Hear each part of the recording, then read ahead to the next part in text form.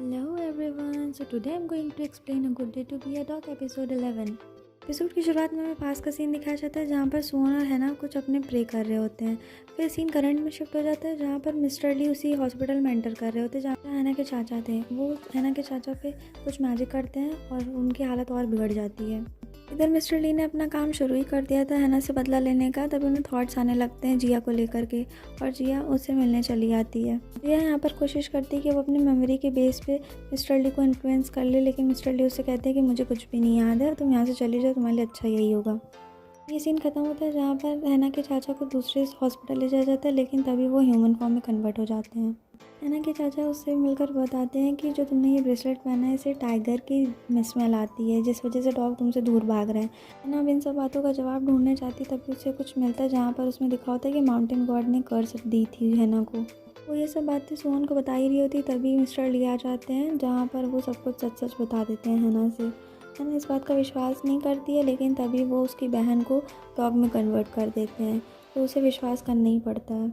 हैना बहुत ज़्यादा परेशान थी और वो अपने बचपन की फ़ोटोज़ देखती जहाँ पर उसे मिस्टर ली दिख जाते हैं और वो ये फ़ोटो सुअन को दिखाती है जहाँ पर भी विश्वास हो जाता है कि ये मिस्टर ली ही हैं। इस सीन में जिया मिस्टर ली से मिलने आती है तभी वो देख लेती है कि प्रिंसिपल एक फॉक्स है और वो समझ जाती है।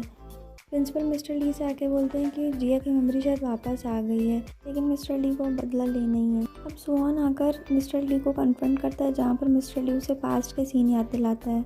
जब बचपन में उसके ऊपर डॉग का हमला होने वाला था, मिस्टर ली वहाँ पर भी प्रेजेंट थे और उन्होंने डॉग से उसे बचा लिया था। सुअन काफ़ी शॉक्ड रह जाता है इस बात से और इधर वापस से हैना के चाचा डॉग में कन्वर्ट हो जाते हैं, जिसकी वजह से हैना को अब कन्फ्रंट करना ही पड़ता है मिस्टर ली को। मिस्टर ली हैना का पास्ट का नाम लेकर उसे सारी चीज़ें याद दिलाने लगते हैं। Mister Lee as a mountain spirit Hanna से पूछते कि तुम कैसे ज़िंदा हो, जिया तो मर गई है, तुमने ज़रूर उसके साथ कुछ गलत किया, तुम्हें इसकी सज़ा मिलनी चाहिए। जहाँ पर हैना बोलती कि नहीं, मुझे मत मारिए क्योंकि वो प्रेग्नेंट थी। तो यहाँ पर माउंटेन स्पिरिट उसको कर्स दे देते हैं जो कि उसकी फैमिली में चल रही है अभी। अब सीन करंट में आ जाता है जहाँ पर मिस्टर ली बोलते हैं कि मैं तुम्हारी फैमिली से कर्स हटा दूँगा, लेकिन एक शर्त है, मैं सुअन की सारी फीलिंग्स मिटा दूँगा तुम्हारे लिए, जो तुमसे प्यार करता है। जहाँ से ये सब स्टार्ट हुआ वो सारी मेमोरीज इरेज कर दूँगा। अब तुम्हें चूज़ करना है कि तुम अपनी फैमिली की कर्स हटाती हो या फिर सुअन को अपना एज अ पार्टनर चूज़ करती हो। सुअन से हैना की यह हालत देखी नहीं जाती है, जिस पे वो गुस्सा होकर मिस्टर ली के पास आ जाता है उन्हें वार्न करने और कहते हैं कि तुम हम दोनों की फीलिंग्स कभी भी नहीं मिटा सकते हो। अब सुअन और हैना साथ में टाइम स्पेंड करते हैं क्योंकि मिस्टर ली ने वार्निंग दी थी कि उनकी मेमोरी इरेज कर देंगे। अब सीन पास में आ जाता है जहाँ पर सुअन और हैना की लव स्टोरी स्टार्ट हुई थी। वो लोग एज अ कपल काफ़ी सारे मोमेंट्स एंजॉय करते हैं जहाँ पर जिया भी उनका काफ़ी सपोर्ट करती है। हाँ, इस सीन में सुअन से मिलने एक लड़की आती है जिसकी वजह से हैना अपसेट होकर वहाँ से चली जाती है।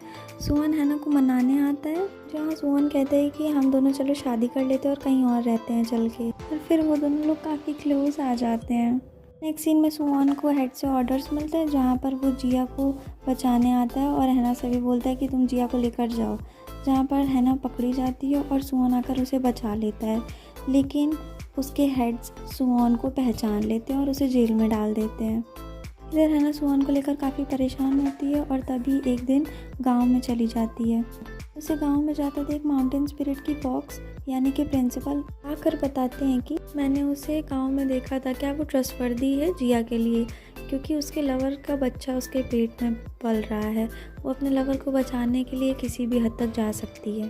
तभी हम नेक्स्ट सीन में देखते हैं कि हैना यहाँ पर किसी ऑफिसर से पूछती है कि सुअन कहाँ पर है और कैसा है, जहाँ पर उसे पता चलता है कि सुअन तो जेल में है और कल उसको सज़ा मिलने वाली है। हैना काफ़ी शॉक्ड रह जाती है और वो यहाँ पर उस ऑफिसर से सुअन को मिलाने की रिक्वेस्ट करती है। हैना यहाँ पर सुअन को चोरी छुपे देख रही होती है जहाँ पर कोई हेड आकर सुअन से बोलता है कि तुम अभी भी उसका पता बता सकते हो, तुम बच जाओगे वरना कल तो तुम मरने वाले हो।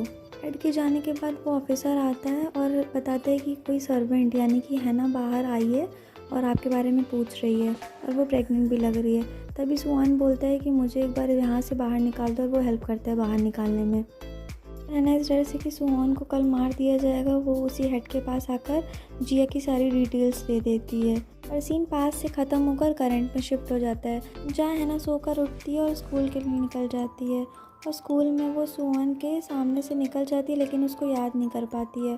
और यहाँ पर कहानी में आता है एक ट्विस्ट यहाँ पर सुऑन की नहीं हैना की मेमोरी रेज कर दी गई थी। और एपिसोड 11 हमारा यहीं पर ख़त्म हो जाता है। Thanks for watching and also if you like my video then please like share and subscribe.